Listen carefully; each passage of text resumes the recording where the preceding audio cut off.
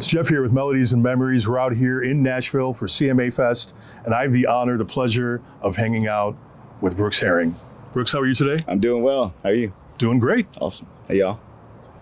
Still therapy, but not necessarily the physical therapy. Okay. I think my journey in physical therapy was driven more by my desire to that on a much deeper level. Yeah. So it's great to have an understanding of physical therapy and the therapy process from that perspective, but it's also like what I'm doing now is more geared towards music therapy and emotional and spiritual healing. So it's very important. That's not something that a lot of people are comfortable talking about. It's a difficult conversation to have, but it's still a conversation that needs to be had, right?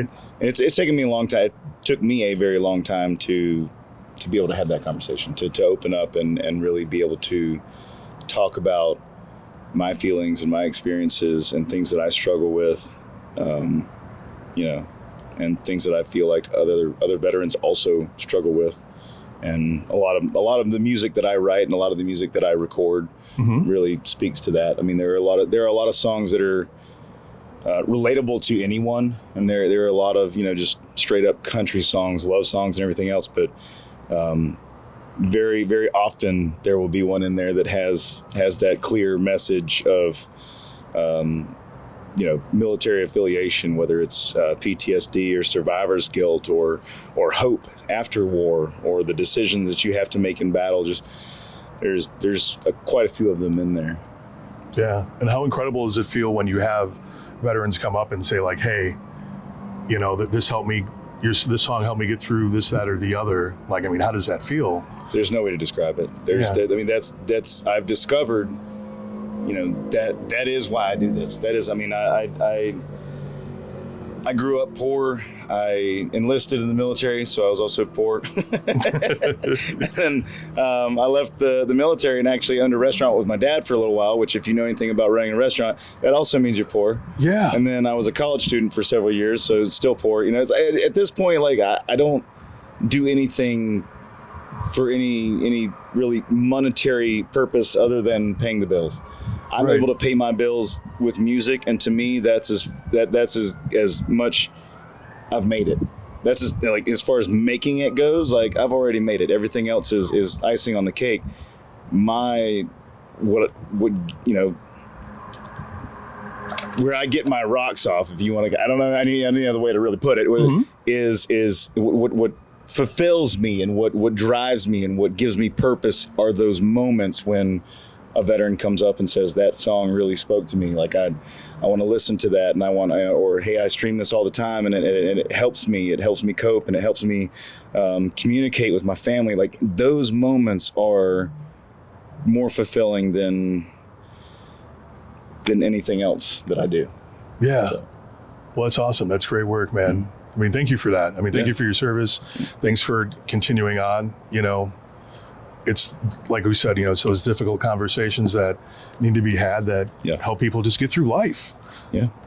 Just to kind of navigate through this whole thing that we're all doing. We're all struggling, I think, in some way. Oh yeah. I mean, everybody has struggle. Struggle in general is something that is just existentially, just universally understood. Like, there will be struggle. Some different than others, some worse than others in different ways, and but there will always be struggle. And so, finding a way to relate and communicate and cope and everything through music has been a godsend for me. And being able to share that, like, knowing the healing power of music is one thing, sharing it is another. Yeah, it's incredible. So I love doing it. I love what I do. I love being able to do it. I'm always looking for opportunities to, different organizations. Anytime an organization reaches out to me and it's, this is what we do for veterans, I'm like, yeah, let's do it. I want to learn more. Count me in. Where do I need to be?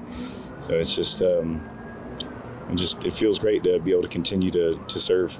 So you are involved in a lot of veteran organizations. My very first trip to Nashville was actually March of 2020. I had never been to Nashville before that. Didn't know anything about Nashville or the music industry. And I heard about the Creative Vets program, and I got to come here and go through the Creative Vets program. And that that was the turning point in my life. Like everything changed. That's when I knew this is where I needed to be and this is what I needed to do. And I started making plans to become a full-time musician and move to Nashville. And when I moved here, I immediately started working with Creative Vets as a mentor and a songwriter.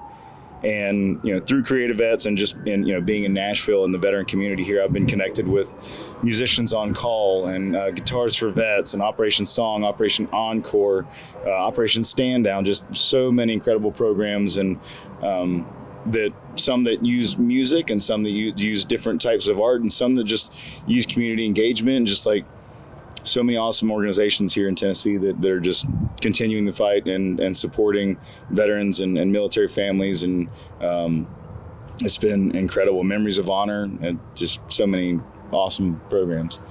So what's the next step? What else do you want to, continue to do? Or is there something else that you haven't done that you'd like to do to help contribute to the, all these important causes? Yeah. I think from here, we just focus on increasing the reach and making, I do want to play bigger shows and travel the world and play stadiums and everything else. And I'm not looking for that platform for any sort of monetary gain. I'm looking for that platform to share the healing power of music with as many people as humanly possible. So the next steps for me are just to continue writing and releasing great music and playing as many shows as I can in as many places as I can and connecting with as many people as I can and just serving. Yeah, good stuff. I guess like on a slightly like lighter note, you're talking about reach and everything here. It was just recently where they announced that in 2030, the Super Bowl is going to be coming here in Nashville. So the halftime show, you're headlining the halftime show.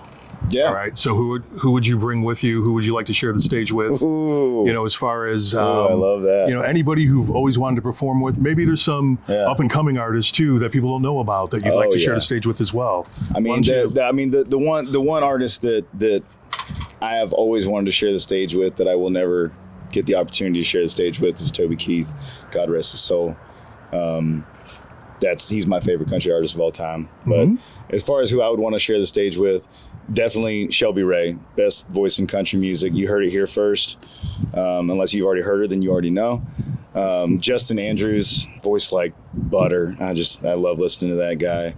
I could probably put together a deep lineup of some incredible artists that are here in Nashville, just surprisingly flying under the radar. Like it baffles me, this whole the industry and the process and everything, and the things that make it and the things that don't, and the things that are on the radio and the things that are not. It's wild to me because I know people and like our friendship aside, like aside of that, like just genuinely, like objectively have the talent and the sound and the lyrics and the everything to just be on top. And people ask me all the time, why haven't you made it yet? And I'm like, I don't know. If I knew, I would just do it. Right. Like, there's this one button in this airplane cockpit that I haven't pushed, and that's what makes the whole thing run on autopilot. I don't know. Yeah. But yeah, that's the first two names that come to mind: Shelby Ray, Justin Andrews. Is there anybody outside of Nashville, or maybe somebody even outside of country music? Ooh. My favorite band of all time is Breaking Benjamin. That'd be very cool. Burnley, that'd be, yeah. I mean, I've so I also release music under an alter ego, Rook Takes Queen, and that's why I released my rock stuff, because I've released a couple rock songs under Brooks Herring, and I want to continue doing rock music. I don't want to muddy the waters. So if you want to hear country music, with that, alt rock, blues, southern rock vibe that I have, it's going to be under Brooks Herring. If you want to hear the rock music, it's going to be under Rook Takes Queen. Recently started doing some pop music too, working on some sync projects, and that'll just be released under Brooks. Just because I like to serve the song. Yeah. If we start writing a song and it's taking the direction it's going towards blues, we're going to write a blues song. If it starts heading towards rock, we're going to write a rock song.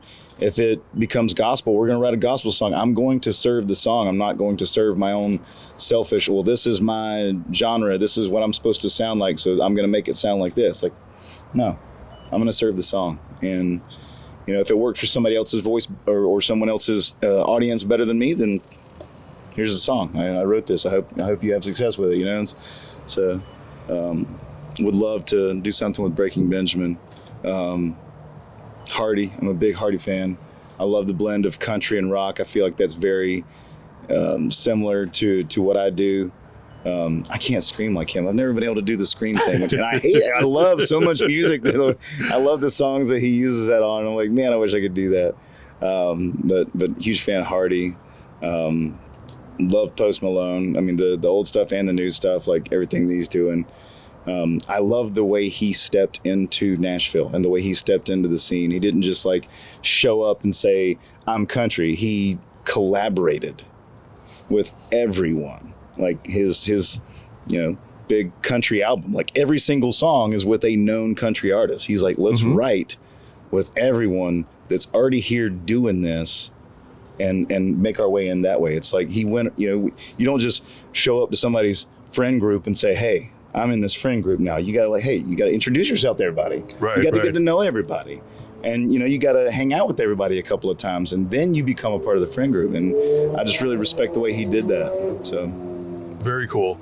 Now, if people aren't following you already, where can they find you? Where can they find your music? And I made that part as easy as possible. BrooksHerringMusic.com. Brooks like Garth Brooks, Herring like the fish, music the same way it's always spelled. BrooksHerringMusic.com, at Brooks Herring Music on Facebook, Instagram, TikTok, everything at Brooks Herring Music. I'm on Spotify, Apple Music, Amazon, Pandora, Deezer, Tidal, all the streaming services. So excellent. Everything's right there on the website. All right, Brooks. Well, thank you so much for your time. Thank you for all the great work that Thank you're you. doing. And let's see if we can't help you with that reach. I appreciate Get out that. there to more people. Hey, let's spread it. Spread All the right. love. Jeff with Melodies and Memories.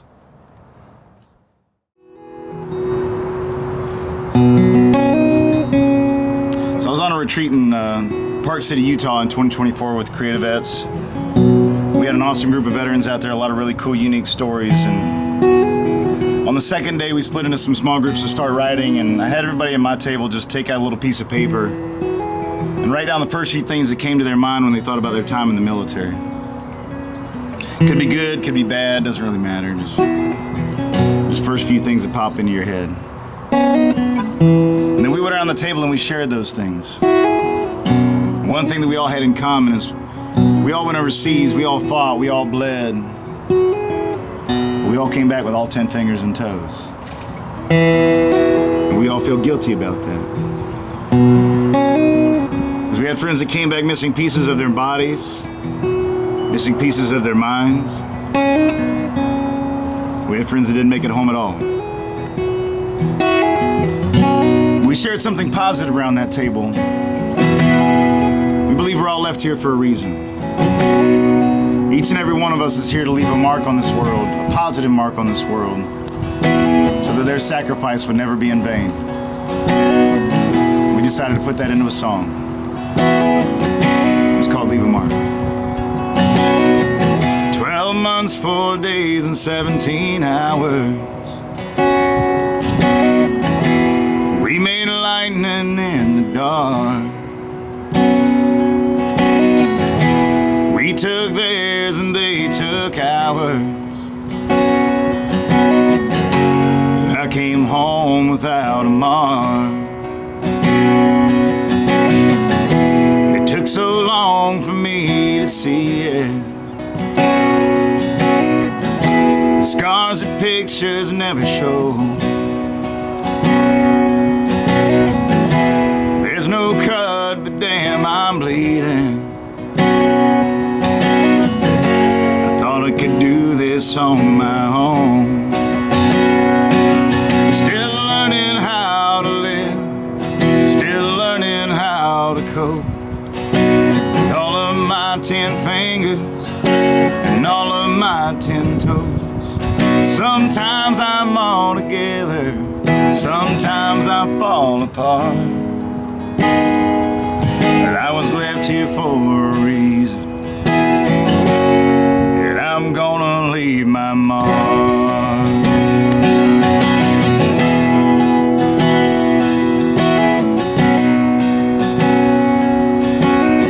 I've got all the pieces of my body, stitching back the pieces of my mind. 'Cause I got folks out here that love me, and I got friends I love, friends I lost, I had to leave behind. I'm still learning how to live, still learning how to cope. All of my 10 fingers and all of my 10 toes. Sometimes I'm all together, sometimes I fall apart. I was left here for a reason, and I'm gonna leave my mark. This mark won't hurt, won't feel wrong, it won't keep me up all night long. I'll leave it here with 6 strings and a song. I'm still learning how to live, still learning how to cope. With all of my 10 fingers and all of my 10 toes. Sometimes I'm all together, sometimes I fall apart. I was left here for a reason, and I'm gonna leave my mark.